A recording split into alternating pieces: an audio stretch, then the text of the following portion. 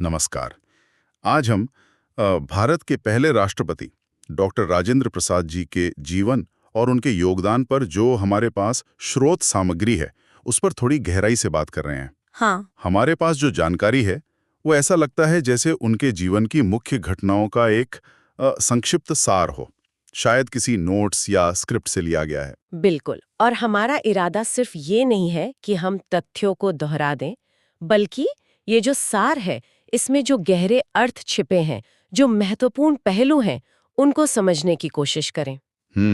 जैसे कि उनका शुरुआती जीवन, उनकी पढ़ाई लिखाई, फिर स्वतंत्रता संग्राम में वो कैसे आए, संविधान बनाने में उनका क्या रोल था, राष्ट्रपति के तौर पर उनका समय कैसा रहा और उनकी विरासत, स्रोत इन सब पर क्या खास रोशनी डालता है। हाँ, और ये समझना जरूरी भी है ना, क्योंकि भारत के पहले राष्ट्रपति की कहानी सिर्फ एक व्यक्ति की कहानी नहीं है। सही बात है। ये तो भारत के गणतंत्र बनने की कहानी से सीधे सीधे जुड़ी हुई है और स्रोत उन्हें राष्ट्र का सच्चा सेवक कहता है।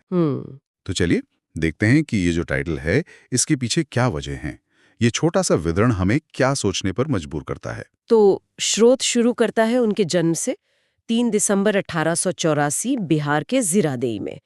लेकिन जो बात यहाँ शायद ज्यादा गौर करने वाली है वो ये कि वो बचपन से ही पढ़ाई में बहुत ही तेज थे, असाधारण रूप से होशियार। हाँ, उत्कृष्ट छात्र शब्द इस्तेमाल हुआ है। तो क्या ये सिर्फ एक तारीफ है या स्रोत ये इशारा कर रहा है कि उनकी ये जो अकादमिक काबिलियत थी वही उनके बाद की जीवन के कामों की नींव बनी? मेरे ख्याल से सिर्फ तारीफ नहीं है।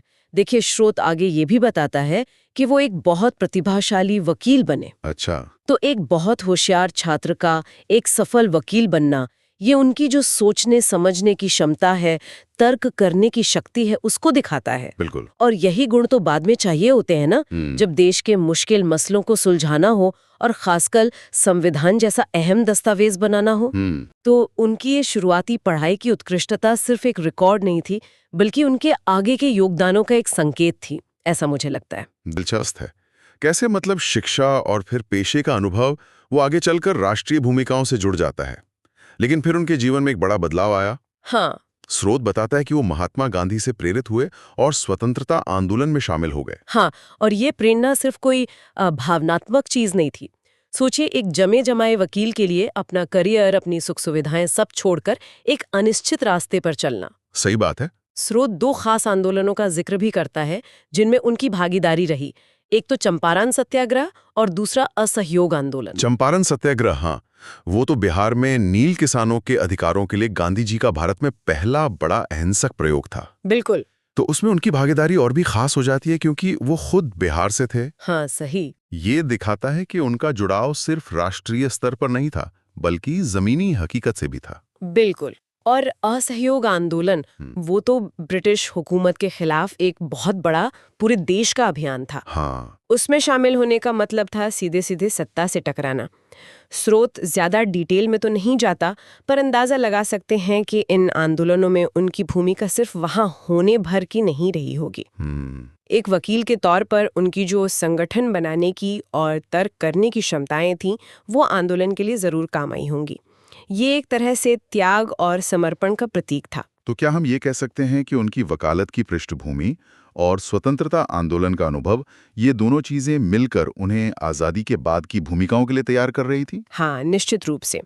देखिए, स्रोत सीधे तौर पर यही कहता है कि 1947 में आज़ादी मिलने के बाद उन्होंने भारतीय संविधान का मसौदा तैयार करने में महत्वपूर्ण भूमिका निभाई। अच्छा। यहाँ पर उनकी जो कानूनी समझ थी, बहस करने की क्षमता थी और अलग-अलग विचारधाराओं के बीच एक संतुलन बनाने का जो हुनर था, जो शायद उन्होंने स्वतंत्रता संग्राम में सीखा होगा, वो सब काम आया होगा।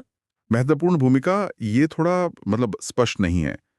क्या स्रोत ये इशारा कर रहा है कि वो सिर्फ एक सदस्य नहीं थे बल्कि प्रक्रिया को दिशा देने वालों में से थे? हालांकि स्रोत में संविधान सभा के अध्यक्ष जैसे पद का सीधा जिक्र नहीं है, लेकिन महत्वपूर्ण भूमिका शब्द का इस्तेमाल ये बताता है कि उनका योगदान सिर्फ औपचारिक नहीं था। संविधान बनाना कोई आसान काम तो था नहीं, बहुत जटिल प्रक्रिया थी जिसमें अलग-अलग विचारों, हितों, उम्मीदों को एक दस्तावेज में लाना था। बिल्कुल। तो एक अनुभवी वकील और सम्मानित स्वतंत्रता सेनानी के तौर पर उनकी भूमिका इसमें तालमेल बिठाने और सहमति बनाने की जरूर रही होगी। उनका कद और अनुभव उन्हें इस काम के लिए स्वाभाविक रूप से फिट बनाता था। और इसी पृष्ठभूमि के साथ फिर 1950 में वो स्वतंत्र भारत के पहले राष्ट्रपति बने। ये पद अपने आप में एक बहुत बड़ी ऐतिहासिक जिम्मेदारी थी। बिल्कुल, एक नए राष्ट्र का पहला राष्ट्राध्यक्ष बनना, खासकर तब जब देश बंटवारे के जख्मों से उबर रहा था और एक नए संविधान के तहत अपनी यात्रा बस शुरू ही कर रहा था। हाँ।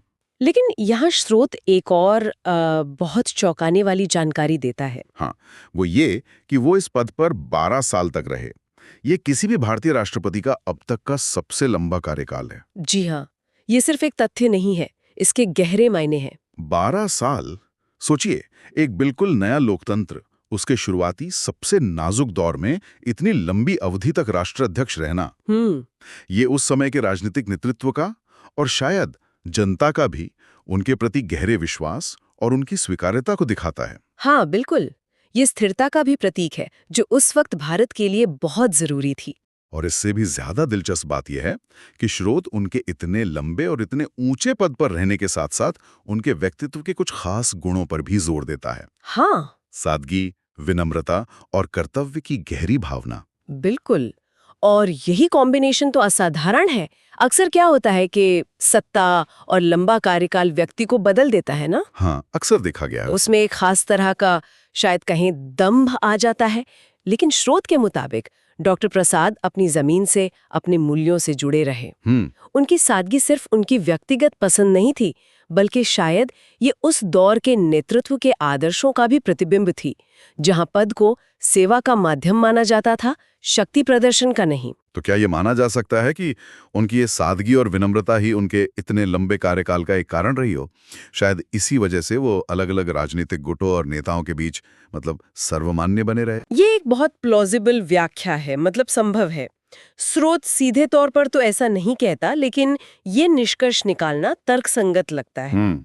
एक ऐसा नेता जो विनम्र हो, जिसका व्यवहार सरल हो और जो अपने कर्तव्य के प्रति समर्पित हो, वो टकरावों को कम करने और विश्वास बनाने में ज्यादा सफल हो सकता है। सही। उनकी ये छवि शायद उस दौर की जरूरतों के ठीक अनुरूप थी, जब देश को जोड़ने वाले नेतृत्व की जरूरत थी। फिर स्रोत उनके जीवन के अंतिम पड़ाव की ओर बढ़ता है। 1962 में वो सार्वजनिक जीवन से सेवानिवृत्त हुए, इतने लंबे कार्यकाल के बाद। हाँ, और रिटायरमेंट के बाद भी उनका राष्ट्र के बारे में सोचना जारी रहा।